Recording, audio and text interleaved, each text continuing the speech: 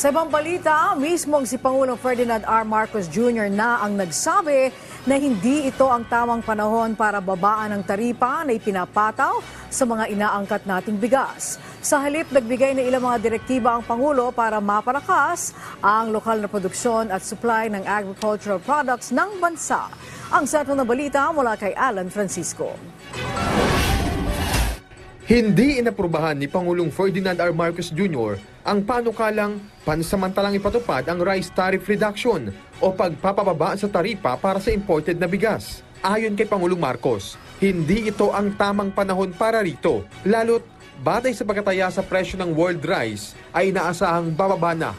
Sinabi ito ng Pangulo sa sectoral meeting kahapon sa Malacanang kung saan nagpresenta ang National Economic Development Authority. Una nang inirekomenda ng NEDA ang pagpapababa ng taripa para makatulong na maibaba rin ang local rice prices sa merkado na kalaunan ay magli-lift ng price ceiling sa regular at well-milled rice. Gayunman, sa pagpupulong nila kahapon, sumang-ayon sina NEDA Secretary Arsenio Balisacan at sina Agriculture Undersecretaries Leocadio Sebastian at Mercedita Sombilya na hindi ngayon ang tamang panahon para sa pagpapababa ng taripa. Sa ilalim ng Executive Order No. 39 na ipinatupad noong September 5, ipinag-uutos na ang presyo ng regular rice ay 41 pesos bawat kilo, habang 45 pesos naman per kilo sa well-milled rice. Sinabi rin ni Pangulong Marcos na mananatiling epektibo ang EO39 lalo't kailangan pa nila itong pag-aralan. Una na rin ipinag-utos ng punong ehekutibo sa DSWD na magbigay ng 15,000 pesos na cash assistance sa mga small rice retailers na apektado ng EO39.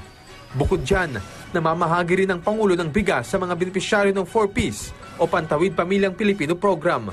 Kasabay naman nito ay tiniyak ni President Marcos na ginagawa ng gobyerno ang lahat upang mapaganda pa ang sektor na agrikultura sa bansa. Gayun din ang pagpapataas sa lokal na produksyon at supply ng staple food.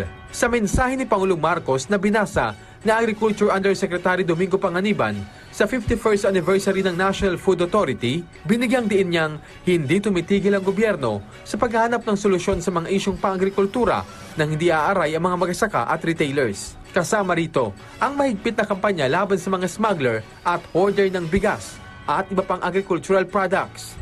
Positibo rin ang pagtingin ng punong ehekutibo sa magiging implikasyon ng NFA Modernization Program tulad ng Sarai Project o ang Smarter Approaches to Reinvigorate Agriculture as an Industry in the Philippines Project. Kinilala rin niya ang aksyon ng NFA sa pagpapanatili nito ng buffer stock ng bigas at palay lalo na sa panahon ng sakuna at kalamidad. Alan Francisco, para sa Bayan.